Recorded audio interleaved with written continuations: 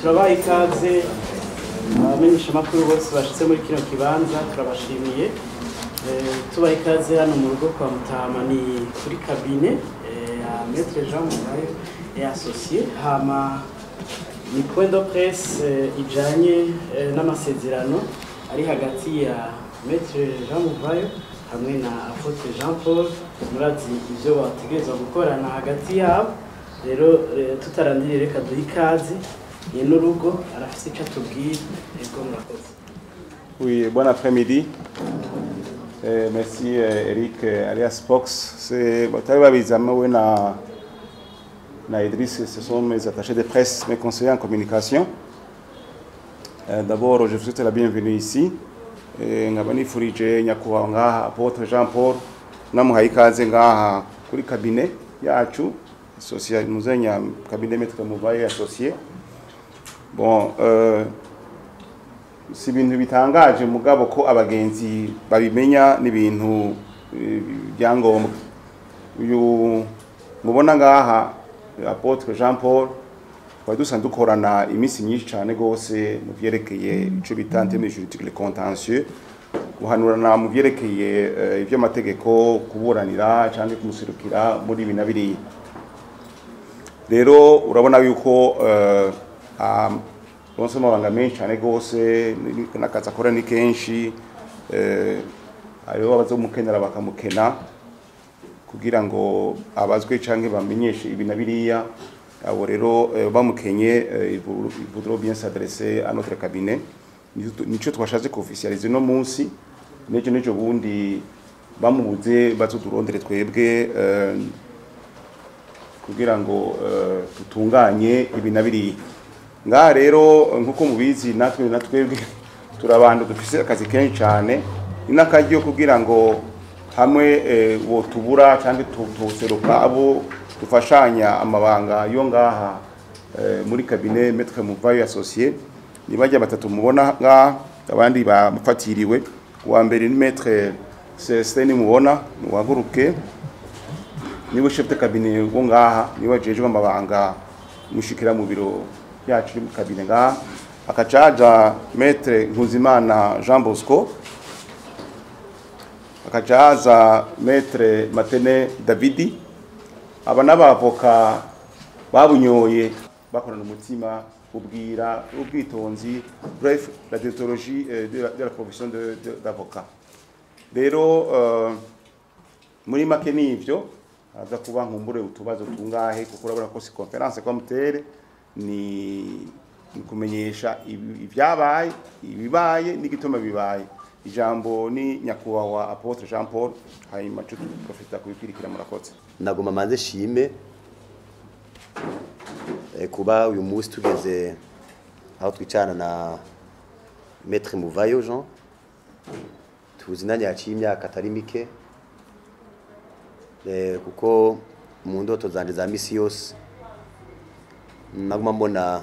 guteza imbere ishengero hamwe n'igihugu biciye mu gukora cyane. Iyo umuntu ariko arakora rero agenda akora yisunga amategeko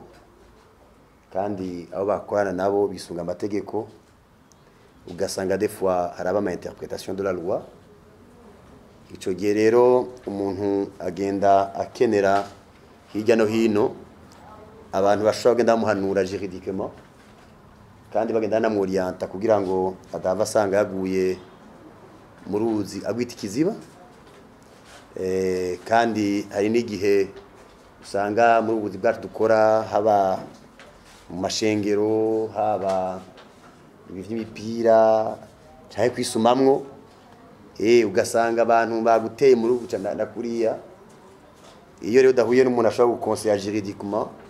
urashobora ugasanga wihuse kuburana cyane gushwana ugasanga hahombye akacanka kandi kandi turamaze kubona yuko mino misi abantu kubera kubirana kw'amarezo sociaux ibiki abantu bashobora kuza bakonona izina ry'umuntu utazi iyo byavuye utazi ukuntu byagenze maze ugasanga buri mwanya abantu mal intentionnés vraiment barakwagirije ibintu que tu ne connais pas toi-même pour des intérêts commerciaux kugira ngo baduze ama views umuntu akaza atagufashe ikintu na kimwe sans commentaire sans ni quoi ukirotuva uri mwibarabara n'ibindi bitandukanye mugabo je ne sais pas si les cabinets sont à la hauteur mugabo nous avons voulu que bimwe bikorwa byacu bya misi yose c'est vrai que twakora comme aba conseiller comme ibintu bya contentieux nabyo turabona nabyo twaza ko binazoba iyo bibaye bon turahanuza vomye prévenir que guérir avant turamutelefona tukamubaza ibintu biriya twobigenza gute avoka mubona ngaha bakatubwira kugira ngo ibintu bigende neza no munsi personnellement numva ari ntambwe nteye kugira ngo ashobore gusinya amasezerano d'une façon officielle twadukorana bitari officialisé d'une façon officielle kugira ngo byose bigende neza mu buryo bugaragara kandi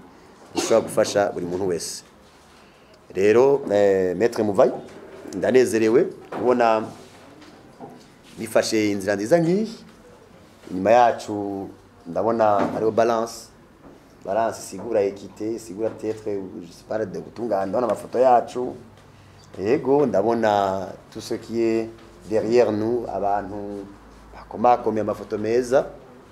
je nagomba muri rugendo rwiza dutanguye iyi kabine yacu yanyu izodufasha dushigikire nitwayitura yego dushigikire ze ikurikirana ivyo tuzoyihereza kugira ngo ikore biriho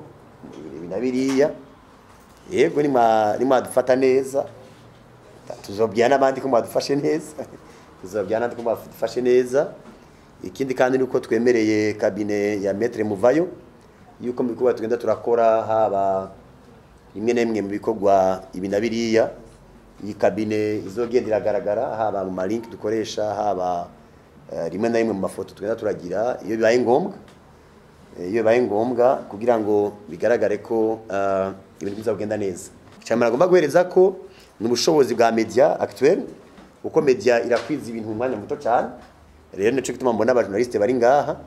kwa kugira ngo nanje Maître Muvayo na cabinet kuba ndaca ku ma media kenshi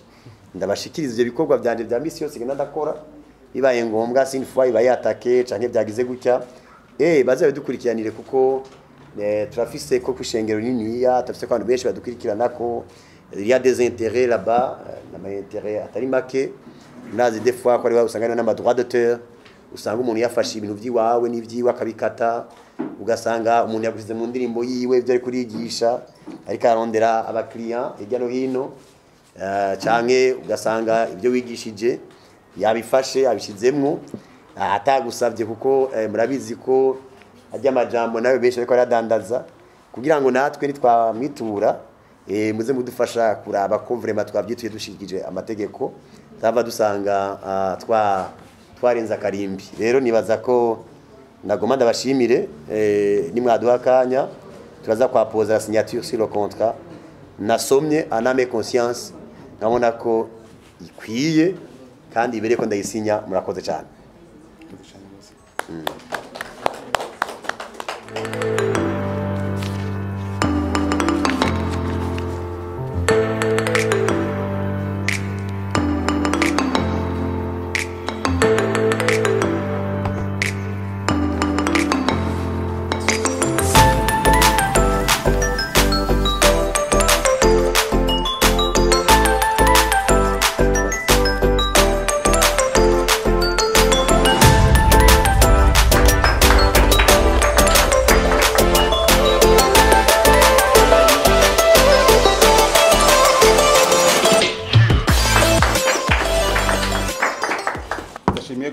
ukuntu nyakubahwa Paul twizeye ndakunda nubwira n'ukuntu akora atiziganya kandi natwe twatumwemereye yuko tuzomuba hafi cyane gose yerekeye ibinabiriye nyakubahwa sinzi ko kwihangana ikibazo kimwe cyane kuri bibiri hanyuma muce mu ndaze ko mufatwe n'amabanga menshi murakoze cyane kuko sinye kuri antitenim sinye ku antake jewe uko jewe mboneka mu bintu byinshi ma organisation menshi ku buryo mfashe imwe byava bingora ngaho bwa mbere ndakeneye quand même un conseiller juridique abwiza ku byo ndiko ndakora shaka kwicara ari yankontra ngomba sinye canke ibinabiriya akamfasha kuraba ko by'ukuri bikwije amategeko y'igihugu. Kigira kabiri umwanya bizomara umwana ko tabwiye n'ibiri ndani twafashe kubigumya nimwe mwibanga hagati muri twebwe kugira ngo abantu bazave babandanya bakurikiza imyanya uko sentwe barabati contract zigomba zihere nereka rero tugiye turaba canke ejo canke abandi mu buryo bwa marketing bace baza ayani ma cabinet atangure kwipanga ati bijya mwavuganye ibiri mwasinyana imyaka iyi niyi bace baza kutubaza akenshi les termes de contrat nibaza ko ziba ziri secrètes. Bon, c'est ce que je pense, ziba ziri secrètes ngaho kwa kugira ngo tubere ko bibaye biyanditse ko ngatwe bibereka mugasoma hejuru ni ibindi bisigaye nibaza ko ari umwe. Murakoze bana Landry Promoter naho bitabitekenije nariko navugana mu misi heze n'abantu bamwe muri mwebwe iyo ngeso abaririmbyi ico bitabasani ngaha mu Burundi biharaje akanu kose baca baja gushaka ibyo kuvugana nabi gushaka nabi mushaka gufungafungana. Twebwe turakuze twarabonye intambara yo muri Etats-Unis wa mu Tupac Shakur munamwibuka Tupac munamuzi ujya yishwe n'abagenzi biwe babasani ku bundi bwo majambo mufa amateritware mupfa ibiki mufa abanwanyi mufa ubu n'amavyuzu kera yari amateritware yaraba ivyo bintu byo kuza mufatana amashati je no bahanura yuko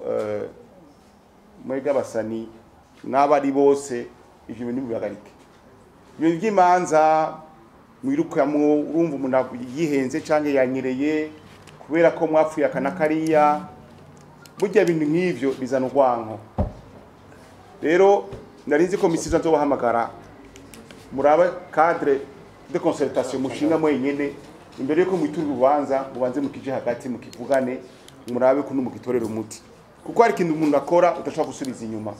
ugasanga hari urwango rume rubi cyane gose mupfiki mupfubusa. Dushimire mwese mwashoboye kwitaba kino gikorwa.